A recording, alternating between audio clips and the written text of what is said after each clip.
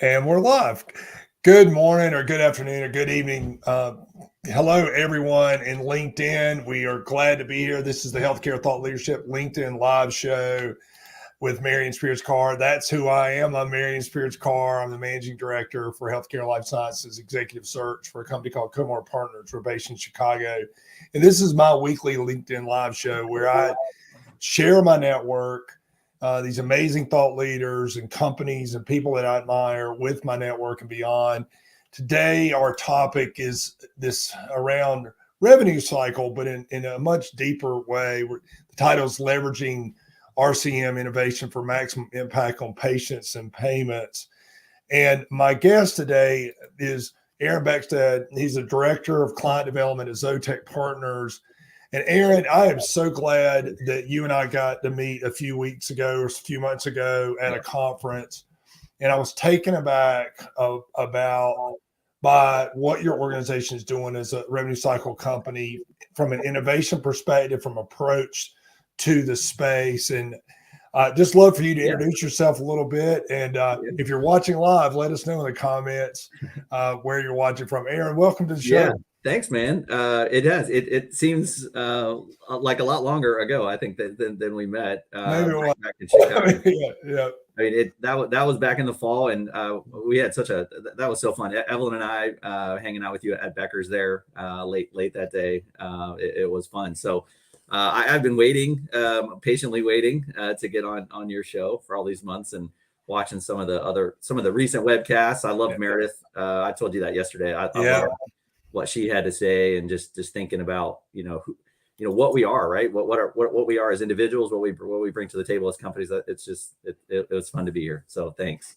Absolutely. I had a conversation with Meredith this morning. Meredith Grundy. He's talking about Meredith Grundy, who's one of my partners in the Workplace Wellness Collective, and around presence and being able to share your message. But I work in my world, executive recruiting. I've been in the business for over 32 years. And part of the work that I've done is leadership at the CFO level, at the chief revenue officer level, working with both hospitals, physician practices, et cetera. And one of the reasons I got really, truly excited about having you come on the show is because I felt like after you showed me what you guys were doing, that you're a different player in the world of RCM. You're in your approach and the way you're using data, the way you're using AI is really centered on, from what I can tell, a much better way of creating a patient experience, a much better way for organizations. And I'd love for you just to start a little bit and share a little bit about kind of what the differentiators are and the problem that your organization solves, and then we'll kind of get into why that matters. Yeah. Could you tell us a little bit about that? Yeah, absolutely. And it again, we are at a unique time. I think in healthcare, and in revenue cycle, and in patient satisfaction and patient experience, and an intersection, I think, of all the pressures that are being placed on physician-owned practices, on hospital organizations, on ambulatory surgery centers, businesses, et cetera.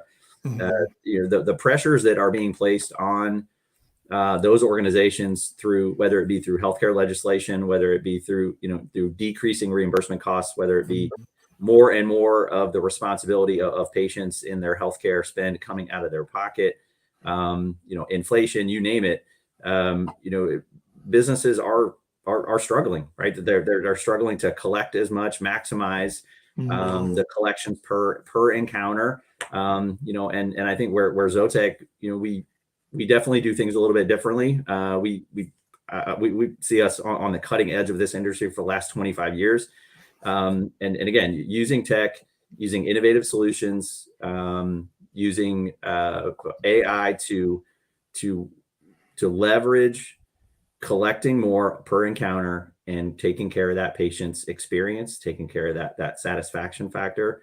I mean, how we feel about our care, Marion, I think that is a big change over the last. How we feel about our care is as important, and the financial experience and how we feel about it is as important as the care itself. So, that's what we do. We are solving those problems and helping physicians, stay in the business of being physicians and providing me the best care possible.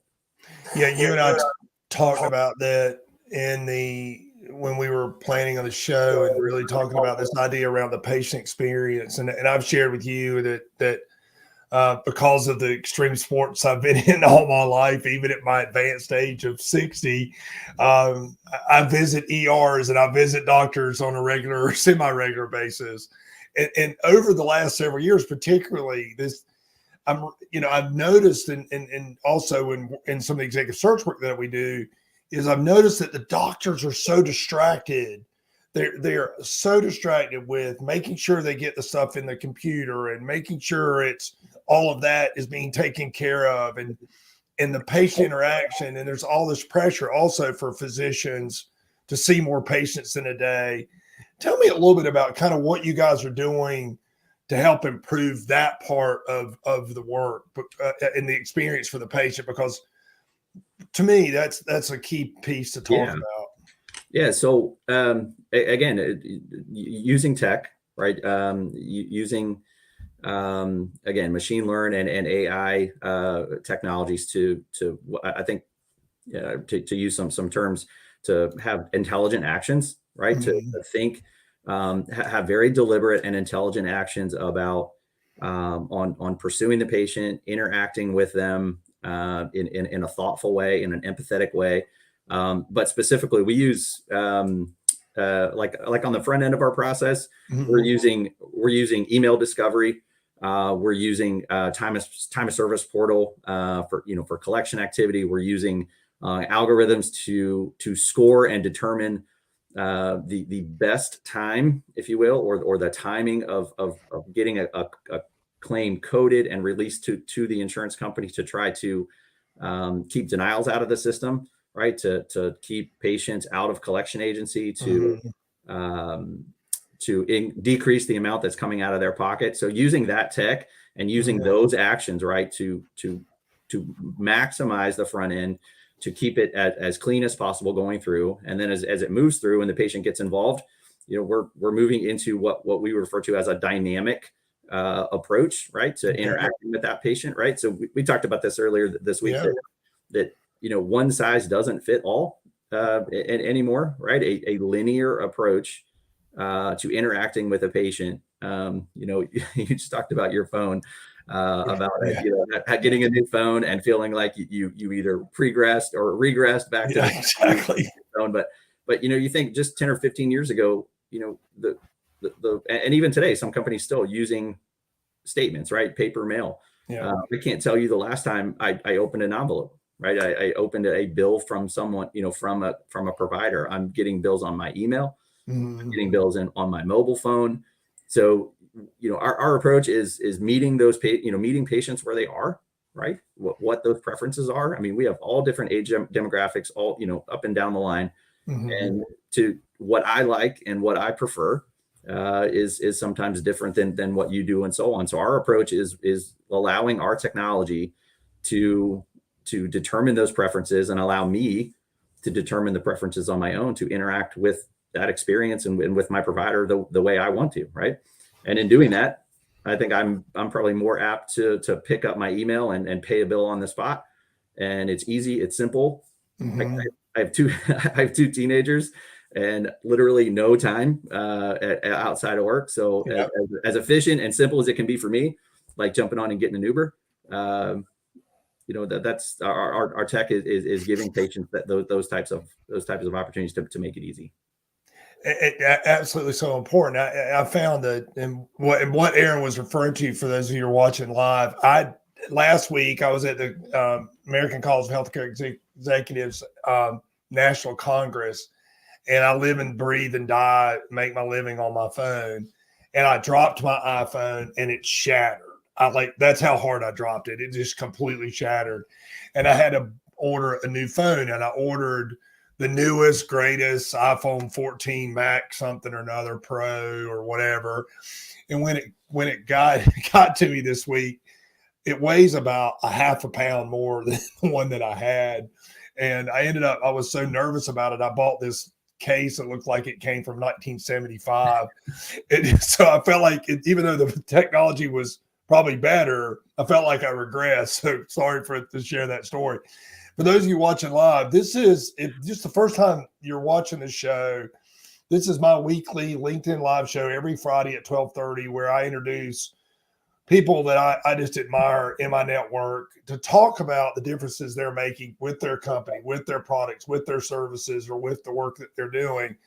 And Aaron, I just am glad you're with us. A couple people are checking in. Great speech, Aaron. Somebody's already said. So you're right on point.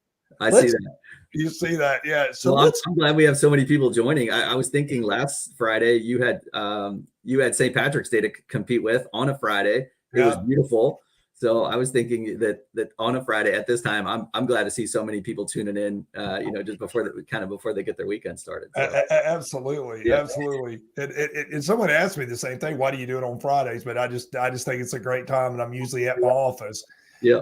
I want to come back to some of the challenges that providers have in understanding. And we didn't really talk about this as much, but the thing that struck me about what you guys are doing is obviously you're making it simpler for the patient, simpler for the process, helping their billing people, their internal billing people be more efficient, all of those things.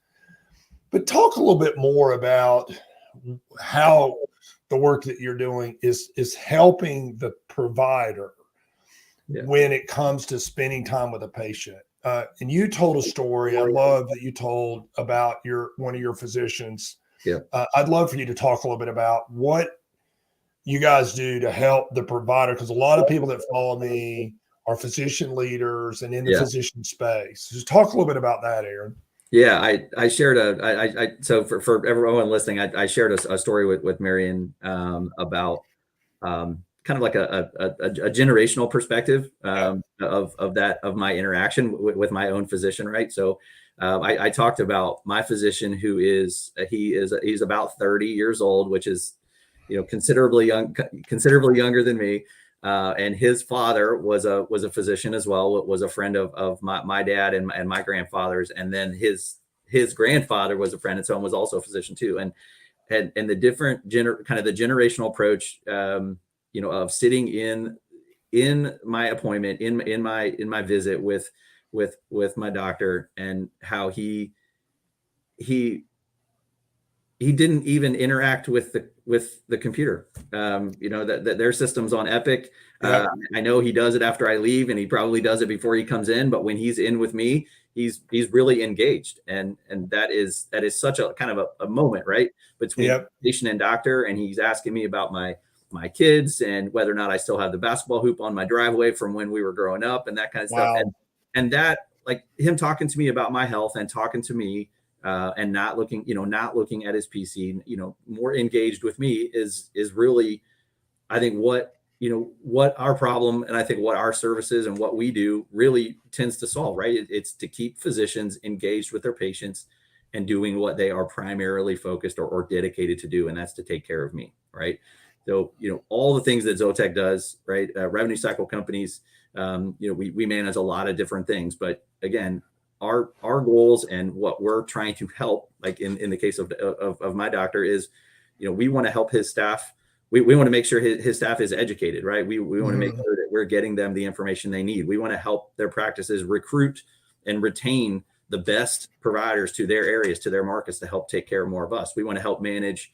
We're moving into online reputation management, which is becoming bigger and bigger, of helping practices not just measure what patients are saying and what they're saying they want and they need, but helping turn those experiences not only into kind of refining and retraining on our side, right, to handle the patients, in a more empathetic and more professional way, but also to take those experiences, sharing them back with the practice, helping the practice build the reputations that they want to have, that will be represented online as someone that can take care of patients, and patients want to see them, right? Current and future traffic is impacted heavily by Google reviews, right?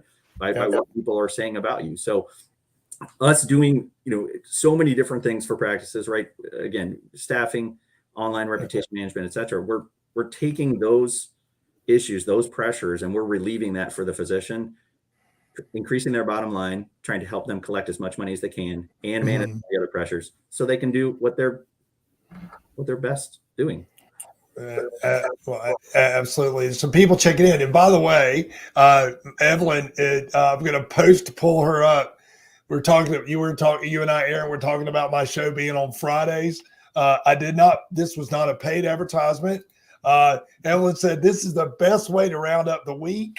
It's like putting a bow for a week well done and setting a red carpet for the upcoming week. Evelyn, thank you so much.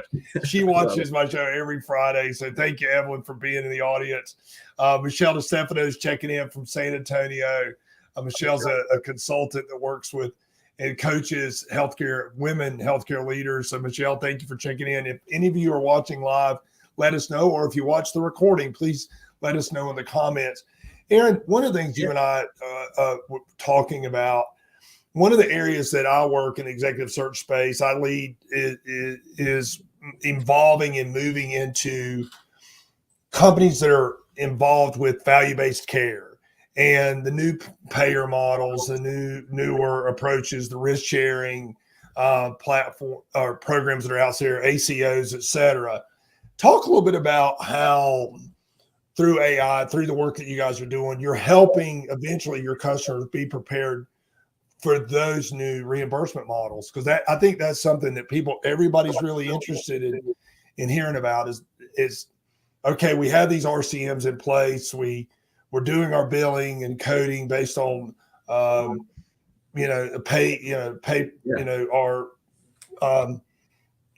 fee for service or whatever model that they're under. But now we're going to have to look at all these other various payer models. How is the work that you guys are doing helping your providers be prepared for that? Yeah, it's a baseline. So whatever that payer model and whatever shifts we continue to see in reimbursement in every direction, right? Fee for service or value-based care. Our solutions, our tech is, again, it's what we see the tech doing and it being able to evolve quickly. We are not a legacy technology-based revenue cycle firm, right? We are living and breathing every day. So our technology is able to advance and evolve rapidly. There's never a dull moment at Zotec Partners. It's exciting to see the new opportunities that the data, right, that the information that we're collecting, that we're measuring, whether it be from experience to revenue cycle data and everything in between, using that data to enhance the solution for whatever's coming next, right? And not just whatever's coming next, but we can help prepare a physician, a practice for that place that they should have been a year ago, 6 months ago. We're already there. So whatever the model, the solutions, our tech is helping to pave that road for them, for today's model or for the future. And you and I talked about this again, and it's something of interest to me. I was just at I told you I was at the American College of Healthcare Executives Congress last week, but I also did double duty. I was at a private equity and investment banking meeting talking about value-based care and what private equity money is going into that and where are they looking like an oncology and nephrology and some of these specialty spaces and just a lot of different things. But one of the things that seems to be common in all the meetings I was at last week was the fact that there is this massive amount of data available now, right? Through Epic or Cerner or whatever platform. Plus there's disparate programs and other sources of data.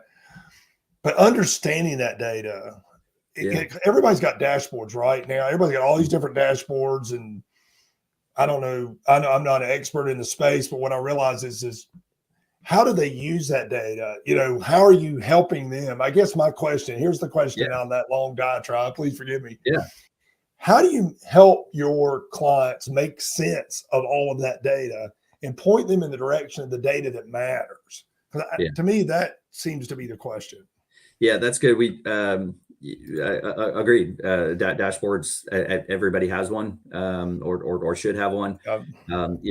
Putting what our tools, our BI tools are called ZAR. That is a Zotec's comprehensive reporting and an analytics tool, right? Everyone has it, right? Internal, our teams use it. Our operation uses it, as well as our client base, and our analytics team, right?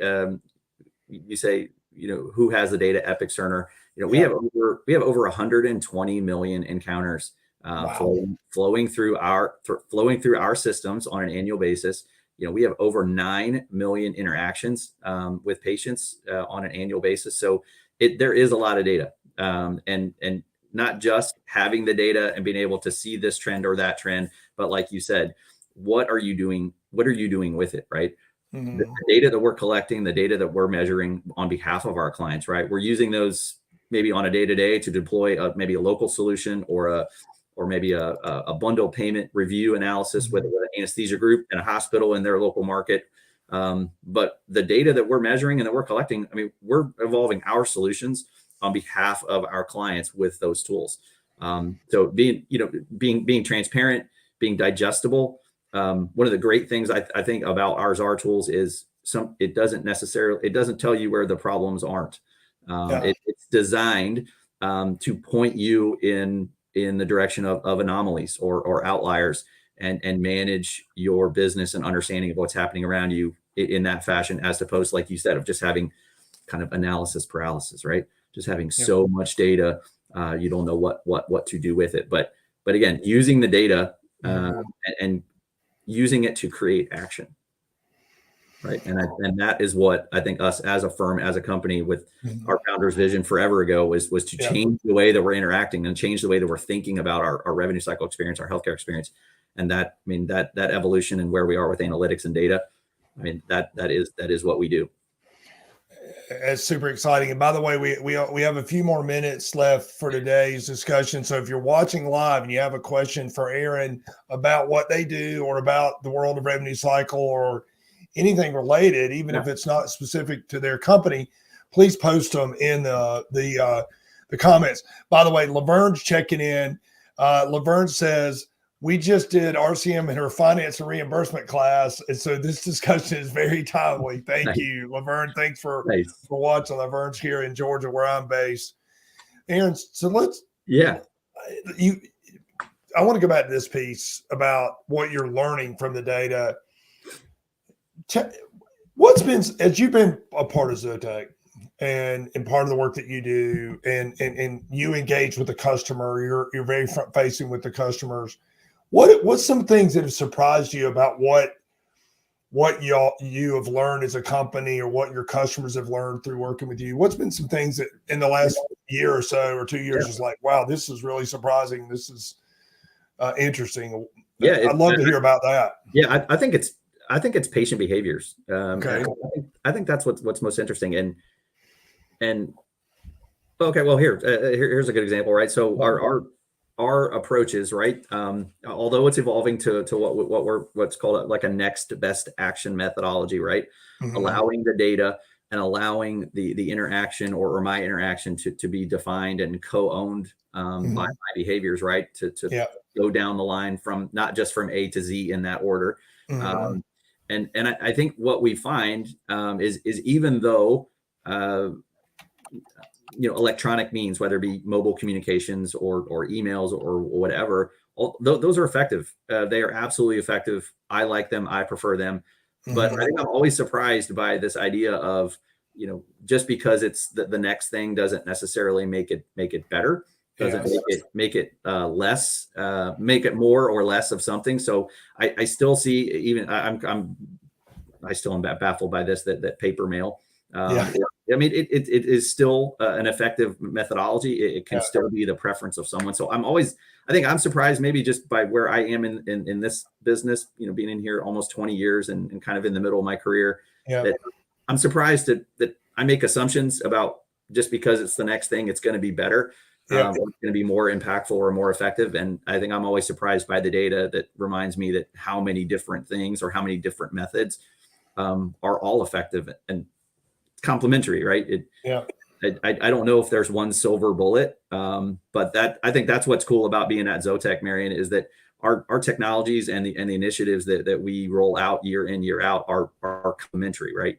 And they are all woven together. There is no one silver bullet. And I think a knock on revenue cycle companies is that, we go after the easy money. Yeah. And I don't think that's the case. I don't know how one survives going after the easy money, because it's the hard money that makes the difference. And our tech is what really bridges that gap, makes it efficient, makes it cost effective, honestly. Yeah. If the consumer behavior, we almost get at times we get in this trap that a younger generation would prefer electronic communication, or the older generation wants mail, or and they may absolutely may. Yes. Yeah.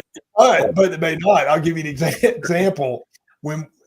Before the pandemic, I moved from the suburbs of Atlanta up into the mountains of Georgia. My mailbox is now a quarter of a mile from my house. I live up on top of a mountain. Aaron, I cannot tell you the last time I opened an envelope. Right. I'll go down. We go to the mail, but like the majority of this, I moved everything. I pay all my bills electronic. I pay all my interactions, all my scheduling for doctors, or all of my appointments is all electronic. And now some would think that somebody out of my generation might not be like that, but I know a lot of my peers, that's the way they do it. They're business people. They've embraced it. They've been adaptable. And, being adaptable is so key in the marketplace. And it sounds like, to use that theme of adaptation, because you're an organization that sees yourself in some ways a learning organization. You learn from the patient experience. You learn from your physicians, your clients.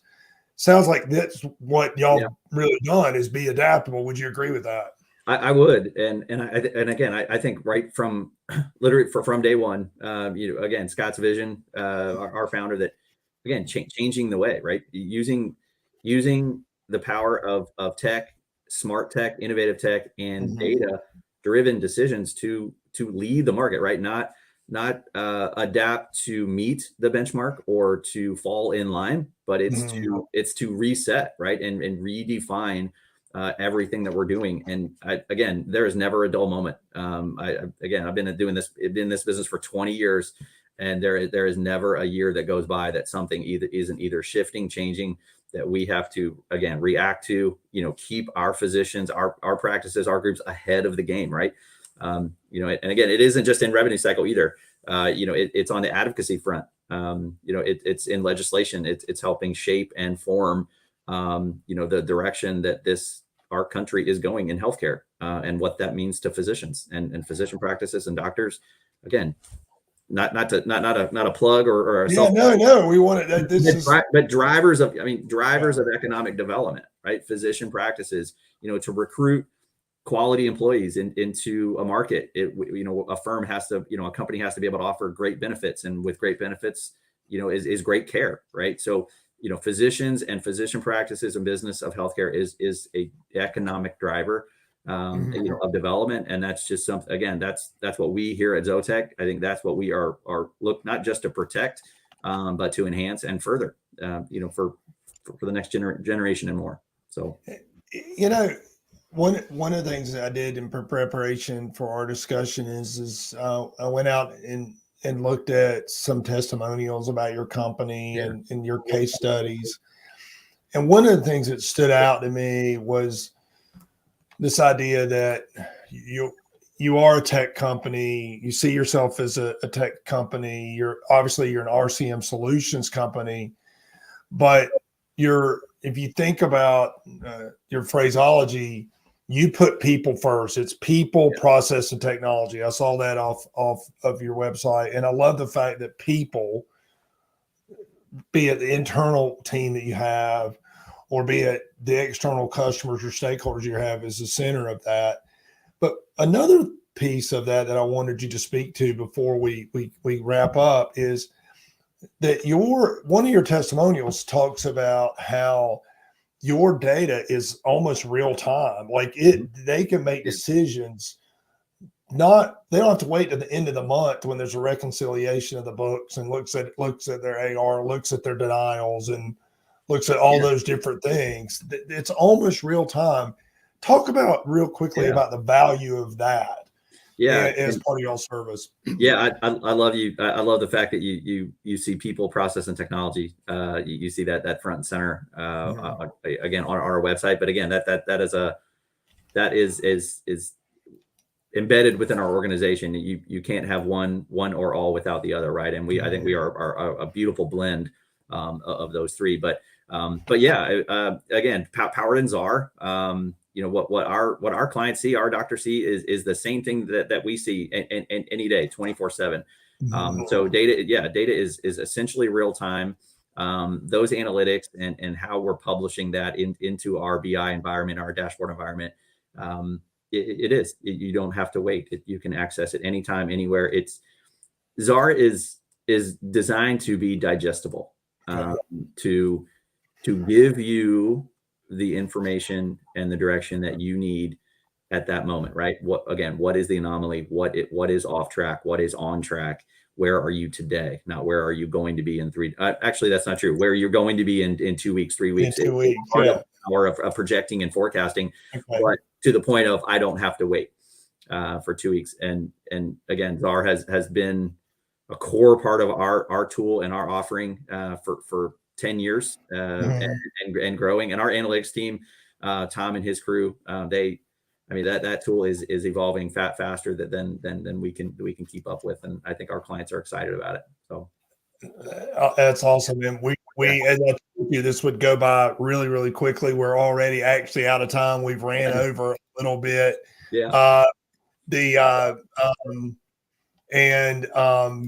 Just thank you for being on the show, Aaron. I look forward to having other discussions with you. Maybe we can get you back on the show to talk about some different things that are happening. For those of you who are watching, this is the Healthcare Thought Leadership LinkedIn Live Show. It's my LinkedIn Live Show every Friday, almost every Friday, unless I'm traveling. I'm going to show next week. I've got a lot of great shows coming up. In April, at the end of April, for those of you who are flow theory enthusiasts, we're going to have a big discussion on flow theory. So check out the show. Aaron, I appreciate you. Appreciate you being a part of this. If you like this, please like and share. The recording will be up on the page.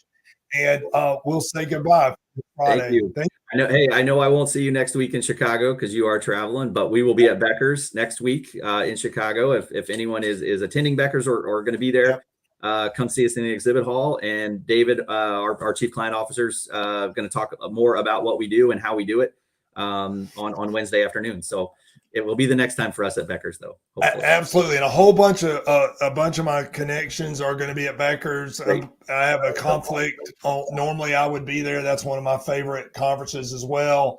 But anyway, so go see these guys and ladies at there, and then y'all have a great day, and we'll talk to you soon. Thank you. You're welcome.